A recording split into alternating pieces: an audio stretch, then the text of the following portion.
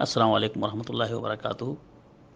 حضرت اسود حدیث کی راوی کہتے ہیں کہ سألت عائشہ، میں نے حضرت عائشہ صدیقہ رضی اللہ تعالی عنہا سے سوال کیا، ما کان النبی صلی اللہ علیہ وسلم یصنع فی بیتہ،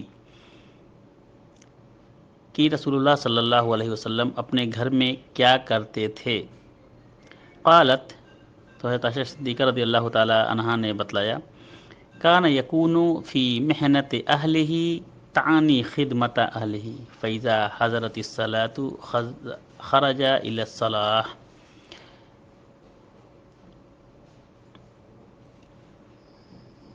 کہا کہ نبی کریم صلی اللہ علیہ وسلم اپنے گھر کے کام کاج یعنی اپنے گھر والیوں کی خدمت کیا کرتے تھے، اور جب نماز کا وقت ہوتا تو فوراً کام کاج چھوڑ کر نماز کے لیے چلے جاتے تھے۔